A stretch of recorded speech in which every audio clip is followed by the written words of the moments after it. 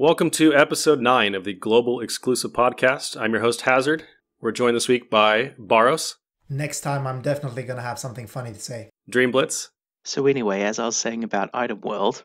Muspel. I pulled Ed on the first step. Oh, motherfucker! Why do you do this to me? Oh, I've got you beat this time. And Cotton C. Bharos infected me with his desire to pull for limited banners. Help! Shadow Walker's not here this week, but luckily we've still got a great sponsor that features Shadow Walker. So this week's episode of the Global Exclusive Podcast is sponsored by the Google Docs Request Access button. Have you ever woken up early on a Thursday morning, eager to check Shadow Walker's damage spreadsheet and see how strong the units are, but the sheet is set to private? Have no fear. With the Request Access button, you can send an email directly to Shadow's personal inbox and encourage him to work faster. Come on, Shadow, get your sheet together. Don't worry, he loves it. Yeah, he does. Are you saying you prism-oogled that for the support chainer? The really tall metal guy, who is also the big brother of the really tiny guy. So should we talk about what the unit actually does? Listen, Muspel is the biggest closet weeb of all. Speaking of That's stuff how I being feel. on fire, Yes, it's basically Animal Crossing, but with Final Fantasy Brave Exvius characters. So this week we've got a really exciting banner. It's the Fullmetal Alchemist Brotherhood banner based on the anime that I have never seen, but I know Dream and Cotton have been geeking out about it, so we're pretty excited to talk about that. We've also got enhancements for Yego, Crimson, and Nagi, and we also have the global exclusive. Is it exclusive? It's just global release of War of the Visions, which we'll chat about at the end. And we're also going to have a section about Sylvie's place in the meta right now and maybe what she might need for enhancements. So, Bharos, you have a unit you want to introduce.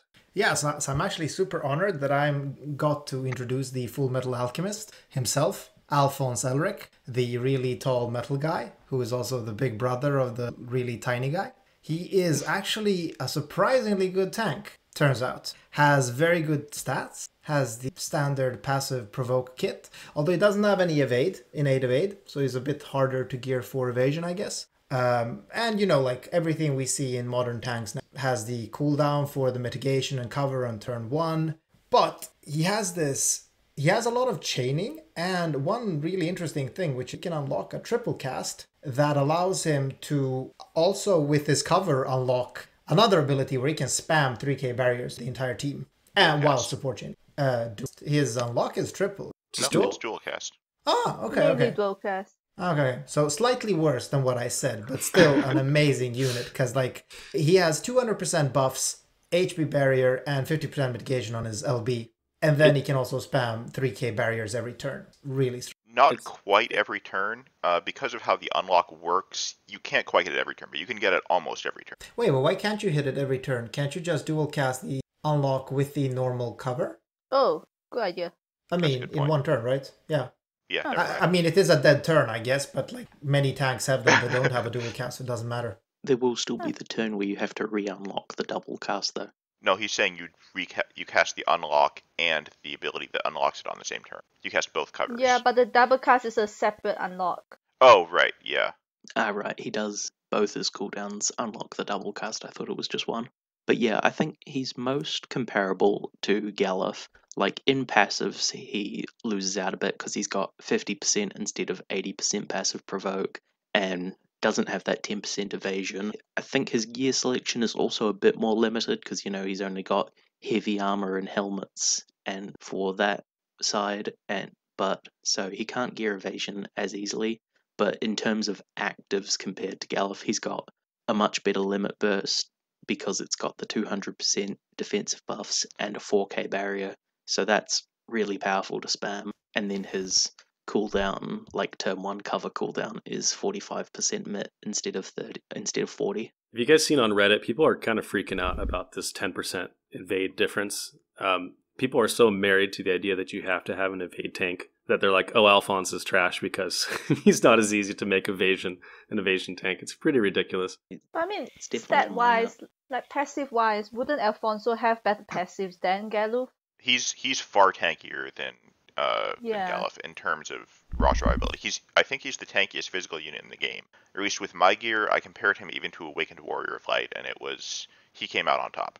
Like with my gear, like even without his TMI, he's already capping it. That's a bit ridiculous. I think that there's some people who have gotten very used to using dodge as their just to deal with incoming damage, and I'm not sure if maybe they've neglected like regular tank gear, maybe they're just not used to doing fights that way, but really there's nothing these days that requires dodge. Every fight is tankable with just a regular physical tank, and it's usually not even that bad. Like, you get the occasional fight where the damage is really high, but even then it's manageable.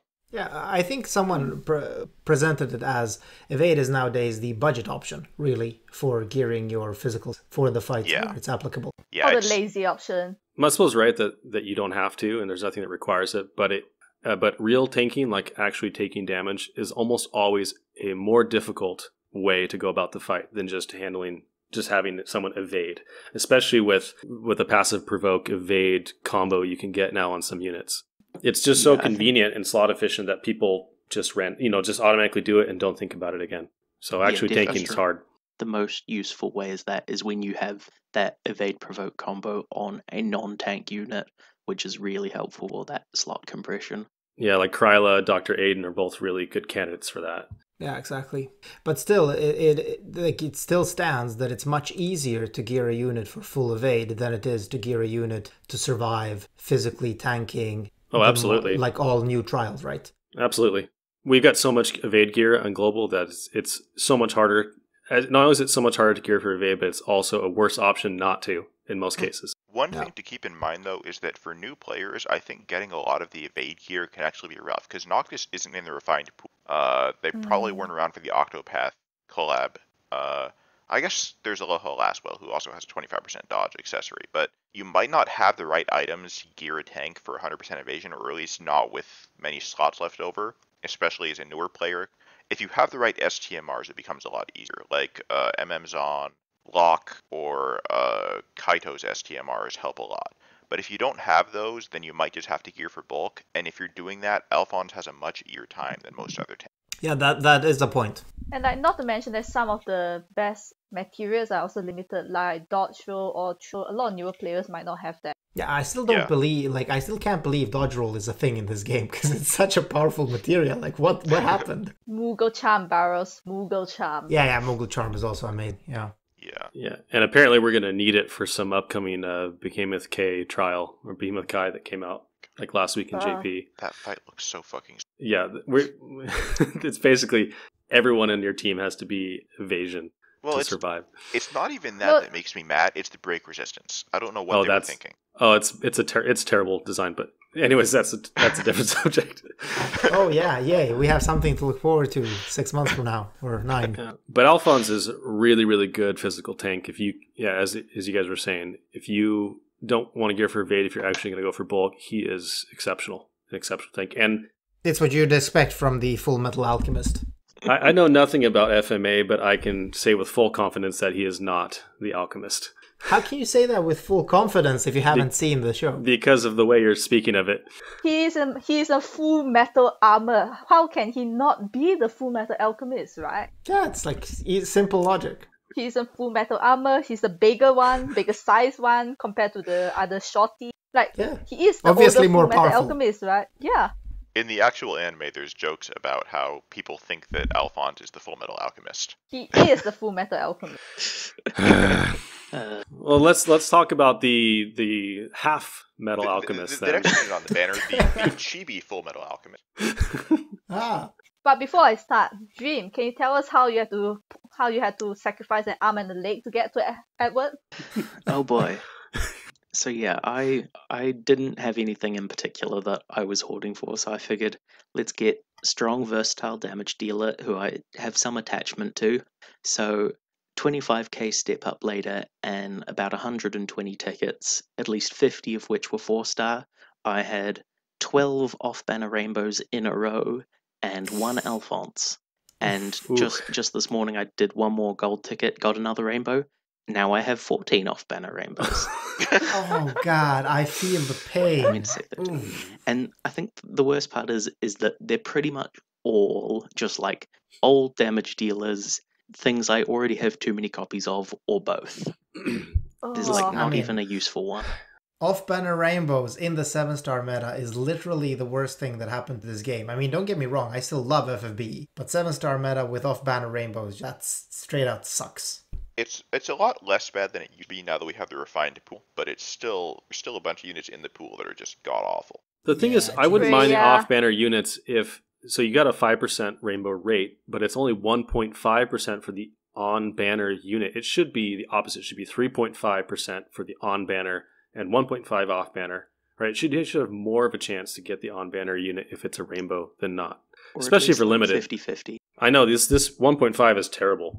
We should have like a save system, like in other games, where if you pull for a certain amount, you're instead guaranteed a rainbow banner or on banner rainbows instead. So like, We have that. It's called the step up. Yeah, Yeah. I did still have one copy from that 25k guaranteed ticket, and then thankfully, thanks to the recent Omni Prism, there is still that layer of backup, so I can still get my 7-star ed, but it cost far too much. yeah, You would say that it was not an equivalent exchange? No, this is not the law of equivalent exchange. Well, Jamin, if it makes you feel better, I got my first FMA ticket and pulled it and got an ed off of it, so congrats. Juice, Jesus. get the second one, Wow. Hazard, get it. oh my God. Okay, so I had So- no resources for this banner, and I really like FMA, but I was like, hey, I'm gonna put in my tiny resources. I had 3 tickets and 1 daily. And I do 1 ticket and I have a rainbow. And I'm so happy because I'm like, I don't care if it's Ed or Alphonse. I'm going to be overjoyed, whoever it was. It was my 6th Charlotte. Oh God, this game is killing me. And here I am with 2 ads in 25k. Oh, yeah. Cotton continued her ridiculous ways of pulling and somehow whaling, but not whaling, by getting both 7 stars on the 25k step up. What? Technically, I only got a 7-star ad. I used a select for Alfonso and the Omnipresent to 7-star him. Technically. Oh, okay. So it isn't like someone like Loki who I think got both 7 stars in his steps. So should we talk about what the unit actually does? But it's much more fun to complain about pulls. Alright, so coming back to the ad or the shorty. Yes, Bharos' idea to pull on the banner was a good idea because Ed is currently our strongest damage dealer, even eclipsing Madame Adel. So and compared to Madame Adel, he does have a lot more elemental flexibility. So fire, water, earth, and wind imbues the ability to the fact that he's actually not soft locked into a certain element weapon. And most importantly, the fact that his main damaging skill is actually AoE damage, which actually becomes quite important in future JP trials where you actually want good AoE damage instead of single target damage because you want to kill both of the trial bosses at once, otherwise you get to experience some... Yeah, there's Anything also else? a few. I think it's worth noting that he has resistance to 4 elements built in. Again, fire, water, wind, earth. 30% in his kit, 20% on his TM, and if you get his STMR, that's another 60. So he's very easy to gear for a lot of fights. And on top of that, he's true TDW units tend to be to gear. He's just really solid all around. I think he's Yeah. the first unit in GL where his damage and just flexibility is high enough that I think he's genuinely on par with Shuan. Shuan obviously does less damage, but has the ridiculous tankiness going for him. But Ed's damage is far enough ahead, and he's got all the elementals and stuff. He's competitive. Yeah, I'm actually pretty excited. I got him randomly because I may end up using an Omni Prism if I don't get him from these free pulls. He's just really, really solid. He's basically an upgraded Onion Knight in every way, and his TMR is basically Luneth STMR Light. His gear selection is a bit limited, but Spear, Fist, and Sword are all pretty good weapon types. Like Spear and Fist can get you a lot of attacks, Sword's good for like elemental weapon equips, and there's a couple nice options available through Dagger even as well, because you've got like Next Dagger for fire or Dynamo Dagger for earth and some... Yeah, he's overall really awesome. He's actually might be quite a good target to use the STMR Moogle on him because his STMR gives 50% attack and defense without unconditional attack and defense, and 60% fire, water, wind, and earth resistance. Like, that's a lot of defensive stats for a damage dealer. Yeah, Yeah, it's absolutely. very normally every week when we get banners with damage dealer, we say this unit is fine, but they're nothing special, and if you have a good damage, you can skip them. I think with Ed, if you have a top tier damage dealer, I would say somebody who's at like, I don't know, 17 billion damage per turn or above, you can skip Ed. Wait, did you If say you're less- 17 is top tier? Jesus. 17 is pretty good. But if you have less than that, I think you should consider pulling for Ed, provided you have enough lapis to finish a lap and to provide basically that you can guarantee a 7-star version of him or Alphonse, whichever one you happen to want, because he's good and Alphonse is also great. This is a solid banner to pull on. Muspel, I noticed you've got a 7-star Edward, and I thought you didn't pull unlimited banners. I told you, Bharos has infected us all. Yeah, it turns out I'm the only one that hasn't pulled on this banner. It's actually quite interesting. It's because Equivalent exchange, mate. Like, you pulled on other limited banners. Yeah. It's a law of equivalent exchange. Muspel bases his love on how meta they are, so I imagine that's why you pulled, right? Right, Muspel? Sure, yeah, that's why. I actually do like Fullmetal Alchemist anime. Listen, Muspel is the biggest closet weeb of all. You just don't know it. I don't watch much anime. Fullmetal Alchemist is one of the few shows I've watched and I liked it. Okay, so this fandom. All right, I stand corrected.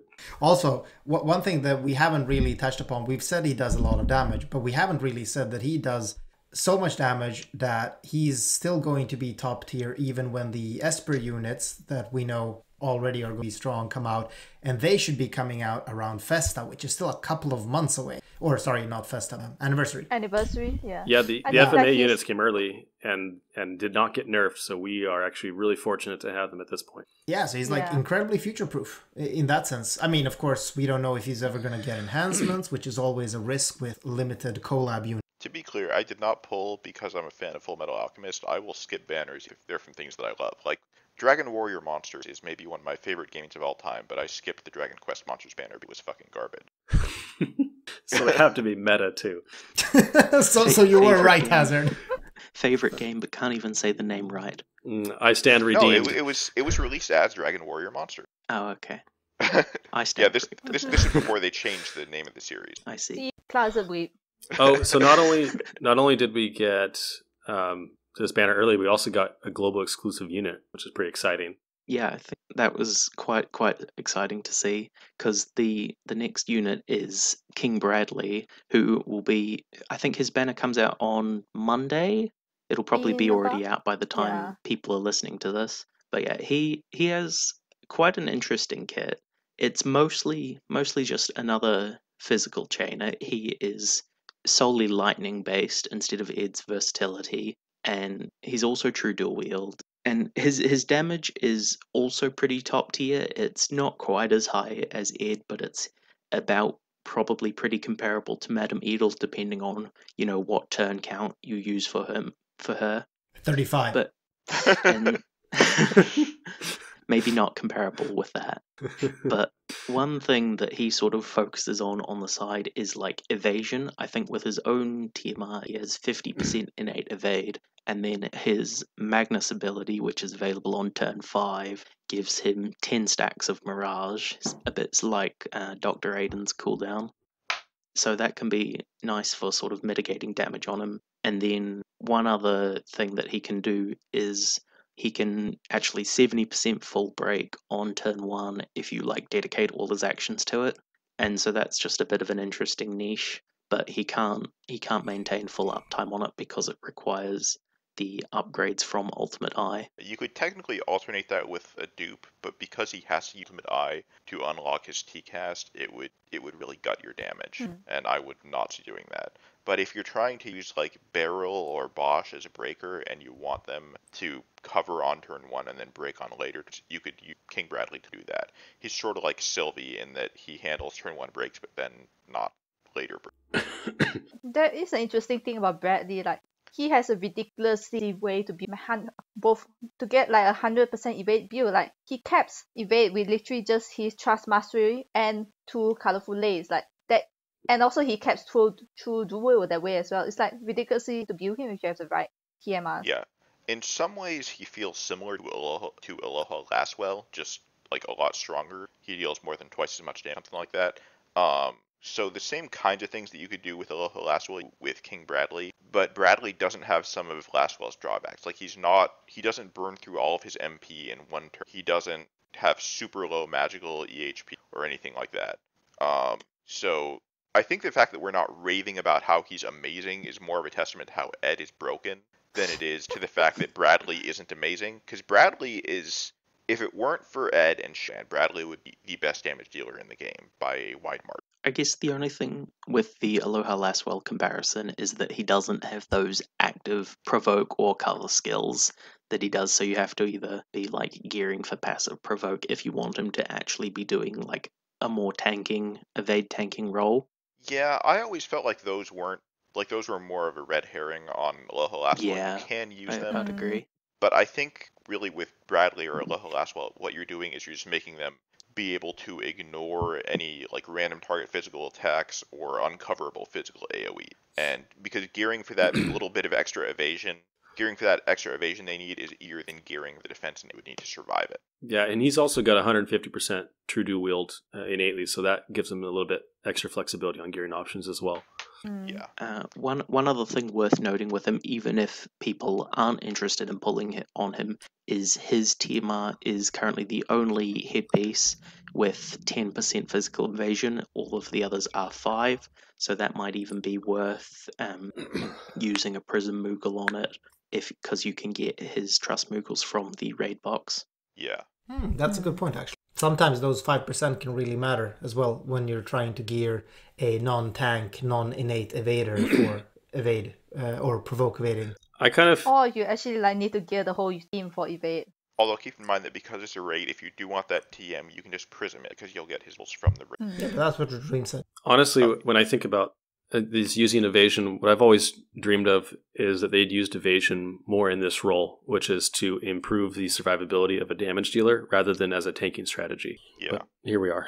Yeah, here we are. That's a topic. It's fine. I mean, it's all fine. It's just it's all fine. But we've talked about evasion. I picture you as that dog that sits in a room on fire. It's like, this is fine. Speaking of stuff being on fire. The last unit on the banner is Roy Mustang. And the problem with Bradley is that he shares a banner with Roy Mustang. And I like Roy Mustang as a character in the anime.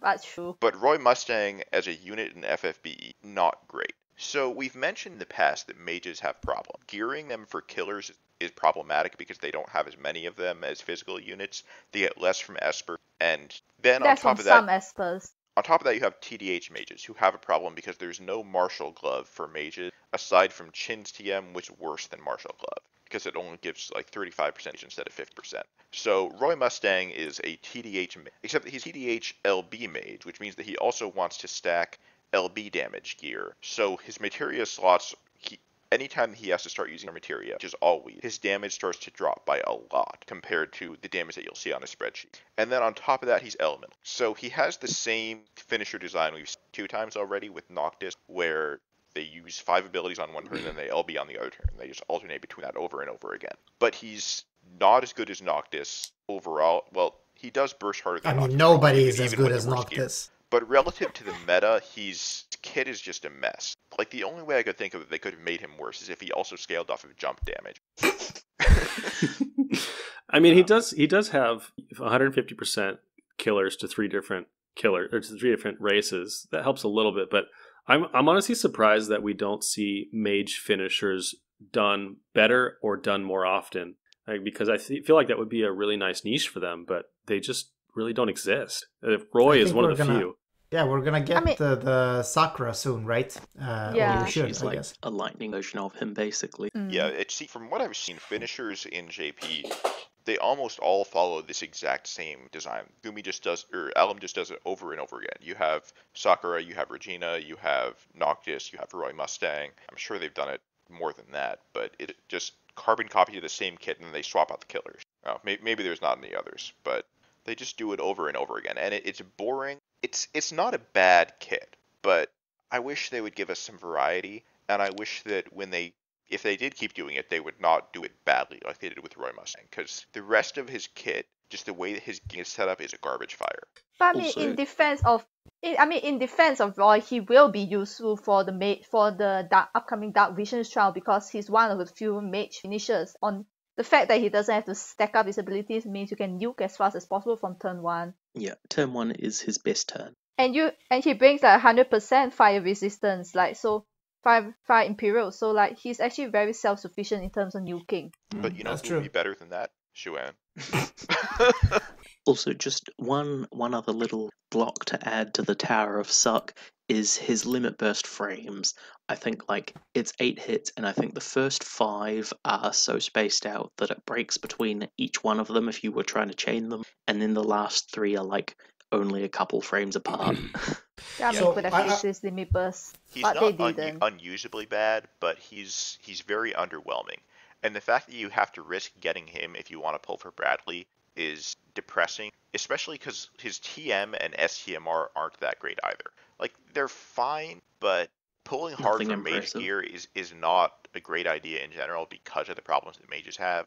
So even if something is good for mages, like, it's just not impressive overall. And going a bit back to what you said, Muspel, about the chain or the chainer design where you finish and then chain with LB and finish and chain with LB. So I actually like that design from a gameplay standpoint because it makes for quite interesting team comp when your chainers or your finishers can actually be self-sufficient every other turn. What bothers me though is that they have implemented that type of gameplay in the exact same way for every unit that uses it, because it's always going to be you're going to use your 5 abilities that empower your finishing move, and then you're going to use your finishing move, and then you're going to LB on the next turn. Yeah, like, I mean, why there not are- make a unit that just has, like, a pair of 2-turn cooldown abilities that can't be dual cast and you alternate between them, or just anything that's not Exactly. pentacast There are so LB, many ways to pentacast do LB. this. To be fair, I think JP Phasalis had a bit of that like chain finish alternation, and it was really bad. And I think in future, I remember seeing Phoenix Jake is kind of like a variation on the 5-cast limit burst formula. He has like a 3-turn thing going, but I don't remember exactly how he worked. But Yeah. like let's end this on a slightly more positive note. Like if you do pull Roy, you don't presume him or trash him or something, because he will be still really good for the upcoming Dark Visions content, because he is one of the rare magic finishers. And for the Dark Visions content, like some stages are more vulnerable to magic damage, and this is where Roy will shine. That's true. Like, you shouldn't be super sad if you got him. You should only be super sad if you were gunning for Bradley. Yeah. I think overall it's pretty clear though that the first banner is much better than the second for this collab. I'll Yeah. definitely agree with that. Yeah, so that's the Fullmetal Alchemist units, but we also got enhancements this week, and there's a few units. The first one that we're going to talk about here is Yego. Yego, when she first came out, was really, really bad relative to the meta. She's more relevant now, but she still does like less than half of Ed's damage. It's not a great place to be in. But to be fair, half of Ed's damage is still like around on, like, not roughly in the same neighborhood as AK Rain like that. I was gonna say Yeah. most of our best chainers do like 2/3 of his damage. Yeah, somewhere between It's a half bit- and 2/3 is where like everybody sits right now. Everybody that used to be. And is Yeah, now it's a bit of trash. it's a bit hard to imagine now, like Yego, a former trash unit, is now at AK Rain's damage, like the top tier unit that everyone was told to pull for. Like Yego is now doing that much damage. Like Yego. And it's Yeah, still not that good. Which is Yeah, why, but honestly, never pay attention to anyone telling you you have a must-pull DPS unit, because there's no Yeah, such thing. because exactly. Yeah, even us. Don't believe us either. Yeah, even Ed even Ed is gonna get power crept by who knows who in like within a month. You know it's gonna happen. I mean, poor Madame got power crap in like a month. Poor thing. Yeah. I mean, obviously it's going to be Elnath that power creeps everyone. I would love to see that. I would love to see that. So Honestly, with same. Yego, there's not really a whole lot to say about her kit. She casts Absolute Mirror of Equity, and she's locked to Earth. And that's pretty much it. Her gear selection is not great. She pretty much is just a bow. Those have 1.5x variance, and she can equip them. Either that I'm or not even Red sure. Sword. I'm not even sure if her STR is an upgrade. Oh, I think is it it? might be just because of her attack passives with Whip. But Yeah. yeah, for some reason it only has 1.3 on that, which makes me sad because I now have 7 Yegos. Yeah, I have her SCMR too because RNG hates me, but Oh yeah, fuck you. Okay, I'm just gonna say that. Wait, why is Bharos salty about Yego now? no, he's complaining because I pull all the units that Bharos wants. Yeah. Although I mean, okay. In reality, I shouldn't really complain because I just pull on everything, so I never have any resources. So like that's my big problem. Bharos, you made us sit here and listen while you did a 500 lapis. Yeah. Wait. You deserve whatever happens. Wait, to you. are you saying I should do a 500 lapis pull on the FMA banner right now? No, Is that what gosh. you're saying? Please spare us. But Wait. the takeaway from this episode, I think, really, is that Bharos has a small resource. Yes, it's tiny. Wait, so Bharos, you actually like Yego? Like you're saying Lego my Yego? No. Oh, man. No. It's funny, we were talking about Roy Mustang and how much Alum seems to hate mages, and especially finisher mages. But on the opposite spectrum, Gumi seems to absolutely love hybrid units, and Nagi got some great enhancements this week. I was pretty excited about it. She's got Divine Ruination frames, and they also gave her Bolting Strike frames, and there was, I think the other one was, what's the AZ one? Absolute Zero. Absolute Zero. Yeah, so those are, but she also ends up being super tanky. She ends up with 150% True Dual Wield for attack and magic. And so she basically just needs her own STMR to cap it. She also, if you equip her with Diablos, the Esper, and you equip one Ravenheart, she's got 300% Demon Killer just off that, and 275% Man-Eater. So she's pretty impressive. I built one yesterday that had 300% Demon Killer, 275% Man-Eater. She had 17,000, almost 18,000 HP and 700 defense and spirit each. Pretty ridiculous. But is she the Fullmetal Alchemist? No, she isn't. I'm just saying, if you strike out on the FMA banner, she's a pretty nice consolation prize. Shame I only have 1 copy. See, I've got 3. Dream, this is why you should follow me, and you'll see a second Nagi, and then use a STM and Moogle on her just to get some true dual wield stuff. That's dedication, I'll tell you that. Yeah, and I still to this date haven't pulled a single Nagi. I actually, I have her TMR, but I think I Prism Moogled it because I don't have a Nagi. Could we, like, was her Moogle purchasable? Nagi Yes. and Yego were from a raid, so Yeah. from summon. Ah, right, yeah. So then I definitely Prism Moogled because I'm sure I never got her ever, which is a shame because she has a great STMR. How many Prism Moogles do you have, or did you have? I think I have 1 left. I You think I used have it 3. on Nagi? Yeah, this was when I really, yeah. Okay, listen, let's just forget this ever happened and move on. Never forget. I honestly, every week, I am more impressed with you in the worst way possible. Can we rename this to the Bharos Makes Bad Decisions podcast? Yeah, okay, and now I'm going to tell you about this, and you can laugh, okay? And also everyone else is listening to this. Okay, so this is what happened. So I had my Elena, and I had her, like, really kitted out, wailed out. It's like, beautiful unit, did a lot of damage back when Elena was actually good. Oh, gosh. And then I also had an Aurora Fraevia, right? And what I used Aurora for was to actually chain with Elena for the weekly Red Quartz challenges, right? And I just felt really bad that I didn't have a hybrid helmet for my Aurora Fraevia. So I Prism Moogled Nagi's TMR. Oh, my gosh, Bharos. That's the only time I ever used her TMR. Just gonna say it. God, not even getting Carlet's STMR to catch. But I have Carlet's STMR on my Elena, of course. Bharos' Oh, weekly story wait. time is the worst thing that's ever happened. Wait, so you hold on. Go back a second. Are you saying you Prism Moogled that for the support chainer? Yeah, exactly. Not for your main That's chain. my entire point. You Prism Moogled it for a support chainer for the weekly Red Star Quartz boss that can be one-shotted easily. Listen. Also, and Aurora Fraevia does 50% more damage than Elena in the first place. Yeah, So- now, but this was before. This was before Yeah, but her enhancements. she was still way cooler even at that time. I mean, yeah. So now Aurora has the Carlet STMR and Elena has Nagi TMR. Nice.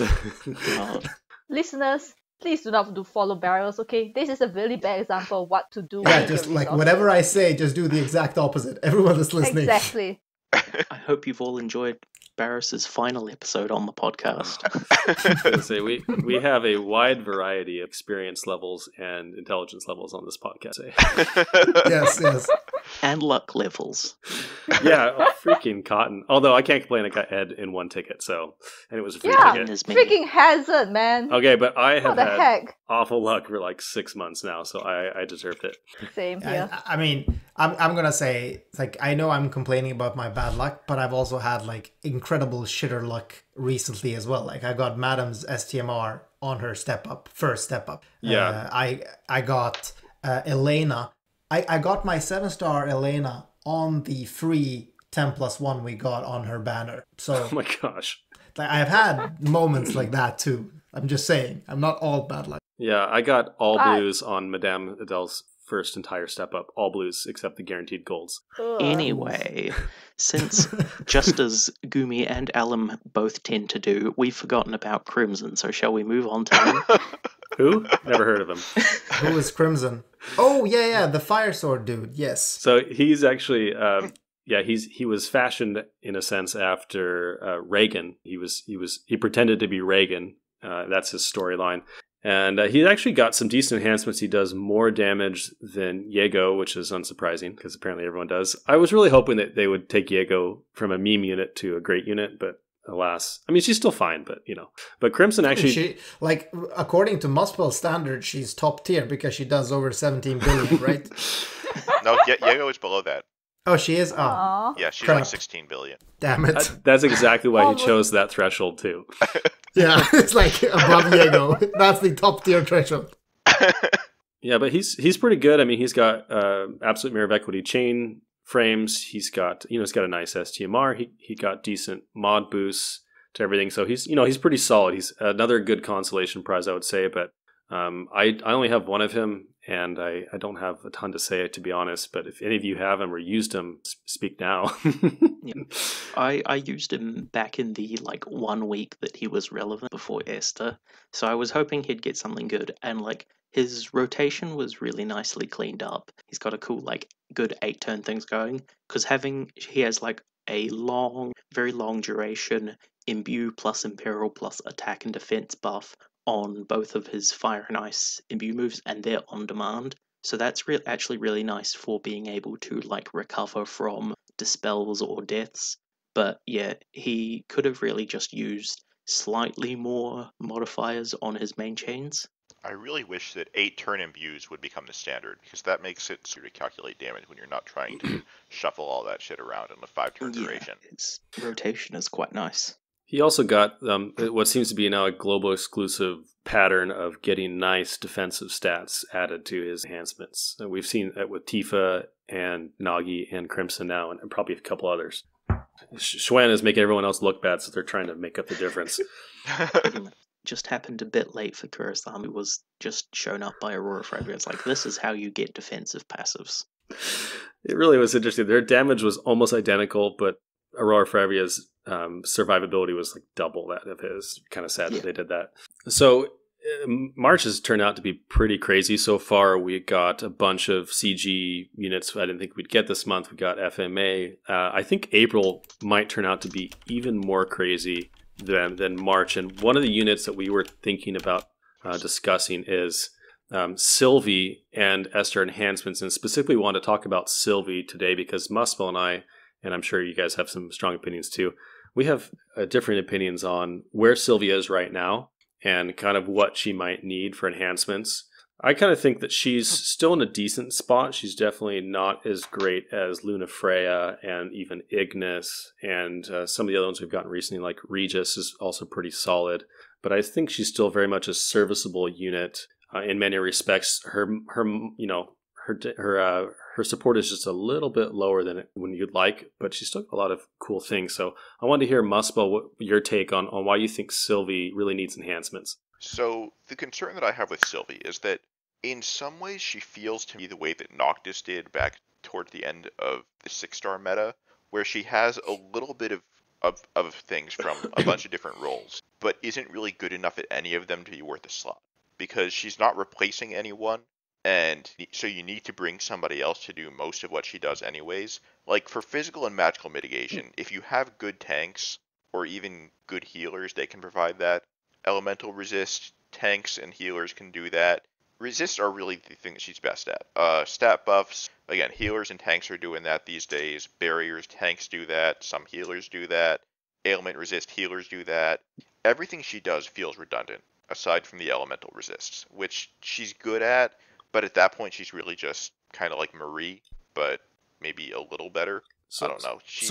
I agree in some respects that she does have a lot of overlap with different units. You know, she's got the stat and ailment, resist, remove stuff. She's got buffs. She's got imbues. She's got a turn 1 break, cooldowns. She's got a lot of different things. And I think her main role is definitely the elemental resists and probably the typed mitigations. And those are only 25%. So those have aged a little bit, but I'm a person who really enjoys having backups and versatility in my team. So in case a tank goes down or a healer goes down or something happens that is unexpected, because honestly that happens to me all the time because I don't go super in depth into trials. I just kind of go in with limited knowledge. Sylvie is a nice unit to have as a backup. But to your point, you know, why are you bringing her as in a slot that could be for someone else? It depends on your experience level. I think the less experienced you are, the more Sylvie's going to help you out. And the more veteran players, the better your roster is. You're probably right that Sylvie has less of a role in your team. You see, when the thing is like when I look at Sylvie, I kind of tend to compare her to Ignis because that's to me who she shares the same role with. But on the other hand, Ignis can spam his 80% element wisdom bars. He has full ailment immunity, and he also has 50% general mitigation. So after Ignis' enhancements, I just bring him over Sylvie because he does more important stuff than her. I also think that when Sylvie came out, people were excited about her ability to grant support chains because we didn't have as many support chainers, but nowadays I think that just isn't very useful because it's a lot easier now to have a team that just incidentally has compatible support chains than it used to be. So having Sylvie spend a turn to grant support chains to units and then having those units use their turns is worse than just using the support chains that you already have. Yeah, I remember people saying that Sylvie is good because she can turn Squall into a decent chainer again by giving him a chaining ability. That was hilarious. Yeah, I think when you're looking at supports, it's usually better to be good at a few things than it is to be mediocre to bad at everything. And Sylvie is mostly bad and then like kind of okay at a few. But when you look at other supports are actually good at one or more things, it's just so preferable to run one of them, or even just get the same kind of support that Sylvie gives from your tanks or healer, or in a few cases even damage deals. I disagree that she's bad or mediocre. I think she's good in every area. She's top tier in her ability to restore MP without using any MP herself. She's got really nice way to do that. Her LB is still really freaking good. 75% all resists and a 3500 barrier is also really nice. And honestly, I've never had a problem being able to spam it every 2 or 3 turns. And, you know, versus Ignis. Ignis's huge thing is obviously the general mitigation. And just once you get him rolling, his unlocks are really awesome. The reason I don't use Sylvie anymore is simply because Aiden and Luna Freya both have better type resists and really strong. They're the unit you described, Muspel, as a unit that's really good at a few things. And so the things that Sylvie brings from my team are now redundant to the point where I really don't need her. But I still think she's got a lot of use in a lot of teams. Yeah, in a similar case to that, Hazard, my just sort of personal experience with her was for a while, like when I first got her, she was really essential. And then pretty much the moment I got a healer with ailment and break resists, namely Lena, then she immediately started becoming much, much more underwhelming for my team because of that redundancy. And that was especially kicked to the curb once Ignis got his enhancements.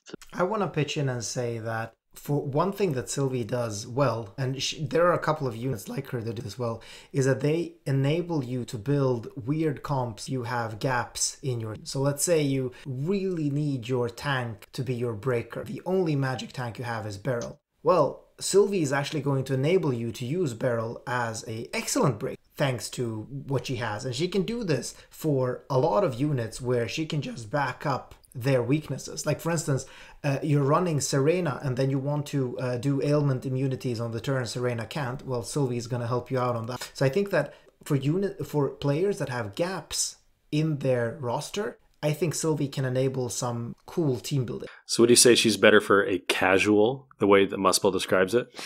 I mean, yeah, I would say yes. Sylvie is better for someone that has holes in their roster. Yes. I totally agree. She makes Knight Delita able to be in my team again. Okay, stop bringing up Knight Delita, okay? Enough is enough. He's dead, Hazard. He's dead. CG is coming. Yeah, he's actually dead. Well, actually, wait, he didn't die, because when Ovelia stabbed him... Wow, he spoilers. Survived, oh my right? gosh. Yeah, the game is only 30 years old. Jesus.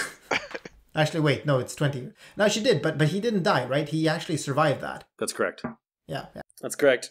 Delita did nothing wrong. In terms of enhancements, what I would be looking for on Sylvie, I think, I would like it if hers were AoE, or maybe if she got like triple cast, just a triple cast across her whole kit.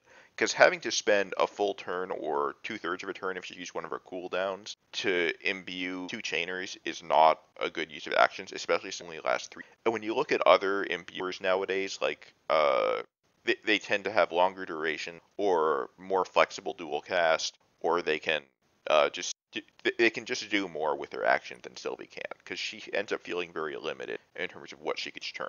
Unless you have to set up beforehand if you're worrying about a dispel or something, and even then you're just trading an action on one turn for another action on the next turn. And the fact that like Sylvie's imbue is also an corresponding imperial, like, because what's the point of imbuing if like you don't have a source of imperials? Yeah, having imperils there would be nice too. I would also like to. I think at this point they could probably just make her chain grant AoE instead of single target. Again, that helps with their action efficiency. They should obviously do more basic stuff that kind of goes without saying, like crank up the size of the stat buffs, maybe the elemental resist buffs, probably the typed mitigation. Increasing her numbers across the board would do a lot for her. Because right now the problem is that not very impressive at any of the things that she does. Like 25% mitigation, you get that from tanks nowadays. You get more than that from some tanks. 120% stat buffs, you get better than that from other places, and her bigger buffs are on cooldowns. I don't even think she has a stronger on-demand percent, does she? Yeah, I think she has 170 on her break cooldowns. Oh, no, she has a separate 170% cooldown that has partial uptime, and then like single target 200% with her breaks, which is like pretty token. Yeah. I think they're still pretty useful. But I think the main things they need to do is make her her typed mitigations higher. I think they need to be 40 or 50% overall. Another possibility, something they could do, is kind of lean more into breaks. If they upgrade her on-demand breaks to like 70% and bring her cooldown up to, I don't know, 80%, then she's sort of like Elephant in that she does buffs and breaks. And at that point, that could also be interesting. At that point, her buffs don't need as much, because she's actually filling a vital role and doing the buffs on top of that. But I don't know if Gumi wants to go that route. I kind of agree with you, Muspel. So does that mean we actually finally get Alphonse enhancement? Yeah, I wonder if we'll get hers. But I think you're right, Muspel, in the sense that if they made her more specialized, if they really increased a couple of different things in her kit, because she's got a ton of things, but if they made a couple of them exceptional, I think that she would go right back to the top, just because of how much stuff you got on the back end that's good, not exceptional, but she needs something exceptional. I think the worst case scenario for her would be if they made her a little bit better at everything. If they make her a lot better at a few things, even if that means that something from her kit kind of gets left behind, that would do more for her. Agreed. Yeah, I definitely agree on that. Like she cannot be the jack of all trades again, because that's definitely going to end up either sucking or being absolutely broken. And expensive to enhance. And also, jack of all trade units tend to not age very well. Even if they're good for the moment, they just don't hold up. So yeah, I think one thing people might notice is that we didn't have a trial segment this week, and that's because our sort of quote-unquote trial content was 3-star Black Dragon, the Esper, who existed briefly. Very briefly. Yeah, Nagi one-shot him, basically. It's kind of sad. You used Nagi, not bad. I did. Yeah, that was. Yeah, this is, I think, the first week we haven't had like a legit trial or boss in the last month or two, right? In a good, which is it's been kind a of good couple surprising, months. like. Oh, wait. Also, hey, it's a 3-star Esper, right? So one of the mission rewards is going to be a 4-star ticket, right? Already tried it. Yeah, but I haven't. I have a 4-star ticket, boys. I might actually get my Ed. Who knows? God. So you Please wait. don't. You don't have 500 lapis, right, Bharos? You're not going to do that again, are you? I mean, I have 800 Don't lapis. encourage him. No, let's not. Bharos, we need to improve your habits. Yeah, Also, I'm definitely not pulling like on the pod. Maybe after the pod, I'm doing a 500. so also, I'm wondering if, and this is a super tinfoil hat, but maybe this gap in trials is giving Gumi more time to work on the Chamber of Vengeance. Not. Yeah, sure. That's actually happening. Actually, I kind of know where the Yeah. resources are going right now instead, and that's War of the Visions, which came out on Wednesday. And I know that Bharos and myself have been playing it furiously, and Shadow as well, actually. It's super, super fun so far. I really like it. I have terrible, terrible pull luck, though. Sounds Yeah, like normal. And so, I want to say I'm also enjoying it, like in the sense of that. One thing that I want to say about it. So FFBE gets a lot of bonus points in my book for being actually mechanically advanced. It's a game where you can pull off a lot of stuff, and you can build your units a lot differently, and you have espers and materia. It's like a ton of fun, right? And people already always described War of the Visions as very shallow, but I don't see it yet, because I think there is a certain depth to that game as well. Not as deep, but it's definitely there. And combined with the actual tactical gameplay where positioning matters a ton, I'm enjoying it. I'm not autoing battles. I am manually fighting every battle. which is good because autoing just makes Y'shtola shoot fire at dead bodies, so it doesn't matter anyway. Yeah, I'm gonna say like the AI is actually horseshit. It's bad. Although basically, I have Medina, and Medina's top tier.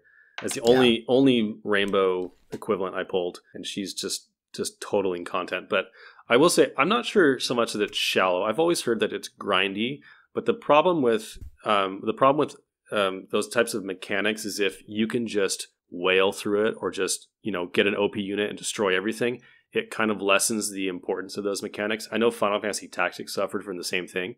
Now, Yeah. which is why I didn't use someone like Orlando, because Orlando just face rolls everything. So if you really want to enjoy the mechanics, you definitely can, and you can get really in depth and do these nice team comps. So I'm excited for that, because I think that this game offers some of that, and they don't, they're not pumping out units as fast as FFBE is. So I think there's some room for that, but it is definitely very grindy. But I'm really enjoying it so far. I'm really excited for it. So it requires a lot of calendar days to do stuff, but not necessarily a lot of hours on each calendar day, right? That's the grindiness. So it's like Animal Crossing then. Yes, it's basically Animal Crossing, but with Final Fantasy Brave Exvius characters. That's a great explanation of this game. No, but my point is, like, a lot of the grindiness comes from actually leveling up your character. I know this is not a War of the Visions podcast. We're not going to do this every week. We just wanted to mention it, do some first impressions, basically. Yeah, absolutely. Like, whoever likes... If you liked Final Fantasy Tactics, or, God forbid, the advanced games, you might actually enjoy this a lot. So, like, give it a spin. And also, right now, there's this... Okay, now it sounds like we're sponsored by War of the Visions. I wish, because I really need some resources in that game. So, like, Gumi, hit me up. Yeah, but, your habits have continued in War of the Visions, I fear. Yeah, they have, unfortunately, because I pulled Gilgamesh, and we're actually going to get Gilgamesh in FFBE soon as a War of the Visions collab. And he's a really strong character in War of the Visions. I would say that the only one beating him right now would be Medina, and she doesn't really beat him right now, but she beats him later on. And the problem with him is that he requires twice as much resource as any other unit to max. And I was promising myself, like, I'm not going to invest in this character. I just randomly pulled it. I'm just going to forget he exists and just focus on my other excellent character. Yeah, that didn't last. Take it that didn't go well. Ah, Jesus Christ. Okay, but now I have a strong Gilgamesh, so there's that. I think April's going to be really interesting to see what happens in FFB. We've got Gilgamesh coming. We've got Elnath. We've got the Final Fantasy 9 banner. We've got a surprise collab, apparently, which I've heard some people say it could be the Final Fantasy 7 remake banner. It could be AC Cloud. I am pretty sure that the collab is going to be... I mean, it could be also the Trials of Mana, like, because That's true. What? So Shally in the video said, "Oh, it's obvious. It's a very special collab." She's a big Final Fantasy 7 person. Like, she loves that game. But I wouldn't really count that as a collaboration, even though it's been called a collaboration before. other Final Fantasy games, but I don't really consider that a collaboration if it's within the Final Fantasy universe. So we'll see what happens. But Yeah. April should be really exciting. We've also got enhancements coming up for Esther and Sylvie, unless they get the Felix and Tiana treatment, which would make so many people mad. I'm so looking forward to that if it happens. I don't think that's gonna happen. I hope. You never know. We'll never know. Yeah, but they're so popular. Like I can understand that they don't enhance Felix and Tiana because nobody pulled for them, literally. But for Esther and Sylvie, like everyone has them. I think that because Esther and Sylvie aren't limited, they might just not get their enhancement later. They can do it whenever. They're not seasonal. Yeah, well, I guess we'll see what happens. I mean, to be fair though, it's roughly on schedule anyway, isn't it? Because like Crimson just got his, and he was a week before Esther. Yeah, I'm looking sometimes forward they to get them April. Earlier. I think sometimes it's later, but yeah.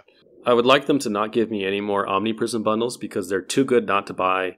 And I really need to save Lapis for Zidane because I like Zidane. And it's not happening because I've been buying these stupid bundles. You know what you have to do, Hazard. You know what you have to do. I am free to play, by the way. All right, we'll see you guys next week. We'll look forward to April enhancements of whatever sort they come in. Talk to you guys later. Sylvie is still gonna suck. Bye.